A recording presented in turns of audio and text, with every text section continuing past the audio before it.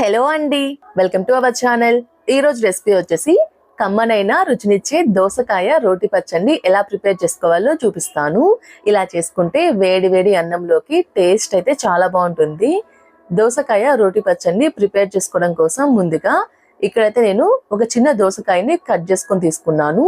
ఇలా తీసుకున్న దోసకాయ ముక్కల్ని పక్కన ఉంచుకోండి. ఇప్పుడు స్టవ్ మీద ఒక పాన్ పెట్టుకొని ఇందులో ఒక పావు కప్పు పల్లీలు అయితే వేసుకుంటున్నాను. ఇందులోని ఒక హాఫ్ టేబుల్ స్పూన్ జీలకర్ర, 1 టేబుల్ స్పూన్ నువ్వులు అయితే వేసుకుంటున్నాను. ఇలా వేసుకొని మనం వేసుకున్న పల్లీలు, జీలకర్ర, నువ్వులు ఉన్నాయి కదండి, వీటి మొత్తాన్ని కలుపుతూ మీడియం ఫ్లేమ్ మీద బాగా క్రిస్పీగా ఫ్రై అయ్యేంత వరకు ఫ్రై చేసుకోవాలి.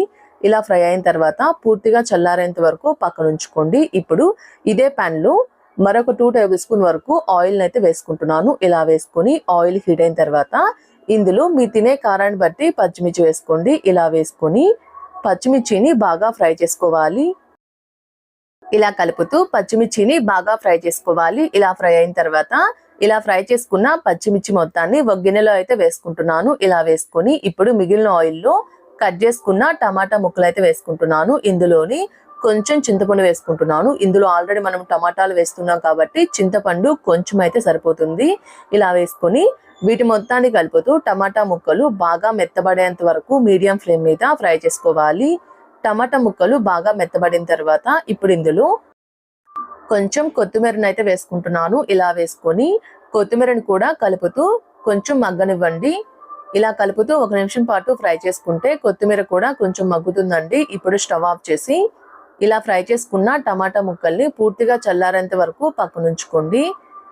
ఇప్పుడు పచ్చట్లోకి పోపును తయారు చేసుకోవడం కోసం ముందుగా స్టవ్ మీద ఒక చిన్న ప్యాన్ పెట్టుకొని ఇందులో ఒక 3 టేబుల్ స్పూన్ ఆయిల్ అయితే హీట్ చేసుకుంటున్నాను. ఆయిల్ హీట్ అయిన తర్వాత ఇందులో 1 టేబుల్ స్పూన్ పోపు దినుసులు అయితే వేసుకుంటున్నాను. ఆవాలు, జీలకర్ర, శనగపప్పు మొత్తం కలిపి 1 టేబుల్ స్పూన్ వేసుకుంటున్నాను. ఇలా వేసుకొని మనం వేసుకున్న పోపు దినుసుల్ని కలుపుతూ మీడియం ఫ్లేమ్ మీద ఫ్రై చేసుకోవాలి.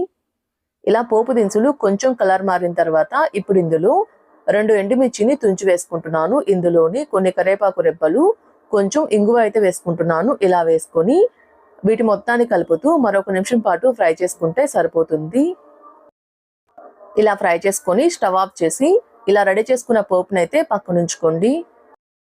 ఇప్పుడు ఒక మిక్సీ జార్ తీసుకొని ఇందులో మనం ముందుగా ఫ్రై చేసుకున్న పల్లీలు, జీలకర్ర, నువ్వులు ఉన్నాయి కదండి, వాటిని అయితే వేసుకుంటున్నాను. ఇందులోని కొన్ని వెల్లుల్లిపాయ రెబ్బలు కూడా వేసుకొని ఒకసారి గ్రైండ్ చేసుకోవాలి. ఇలా గ్రైండ్ చేసుకున్న తర్వాత ఇప్పుడు ఇందులో ఫ్రై చేసుకున్న పచ్చిమిర్చిని కూడా వేసుకుంటున్నాను. ఇలా ఫ్రై చేసుకున్న పచ్చిమిర్చి కూడా వేసుకున్న తర్వాత ఇందులోని ఫ్రై చేసుకొని పూర్తిగా చల్లారబెట్టిన టమాటాలు ఉన్నాయి కదండి, వాటిని అయితే వేసుకుంటున్నాను. ఇలా వేసుకొని ఇందులో మీ టేస్ట్ సరిపడినంత సాల్ట్ కూడా వేసుకోవాలి. ఇలా వేసుకున్న తర్వాత ఇలా మొత్తాన్ని కలిసే విధంగా ఒకసారి కలుపుకోవాలి. ఇలా కలుపుకున్న తర్వాత ఇప్పుడు దీనిపైన మూత పెట్టి మరి మెత్తగా కాకుండా కొంచెం బరగ్గా గ్రైండ్ చేసుకోవాలి. అప్పుడే రోట్లో నూరుకున్న పచ్చట్లా ఉంటుందండి టేస్ట్ అయితే. ఇలా కొంచెం బరగ్గా గ్రైండ్ చేసుకున్న తర్వాత ఇప్పుడు ఇందులో మనం ముందుగా కట్ చేసుకొని పెట్టుకున్న దోసకాయ ముక్కలు ఉన్నాయి కదండి, వాటిని అయితే వేసుకుంటున్నాను. ఇలా వేసుకొని ఇందులోని ఒక చిన్న ఉల్లిపాయను కూడా కట్ చేసుకొని వేసుకుంటున్నాను. ఇలా వేసుకొని దీనిపైన మూత పెట్టి జస్ట్ ఒక పల్స్ ఇచ్చుకుంటే సరిపోతుంది. మనం వేసుకున్న దోసకాయ ముక్కలు మరి మెత్తగా నలిగిపోకూడదండి.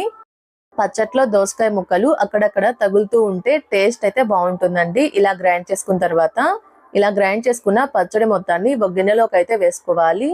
ఇలా పచ్చడి మొత్తాన్ని గిన్నెలోకి వేసుకున్న తర్వాత ఇప్పుడు మనం ముందుగా ప్రిపేర్ చేసుకుని పెట్టుకున్న పోపు ఉంది కదండి, దాన్ని అయితే వేసుకుంటున్నాను. ఇలా వేసుకొని మనం వేసుకున్న పోపు అనేది పచ్చడి మొత్తంలో కలిసే విధంగా కలుపుకోవాలి.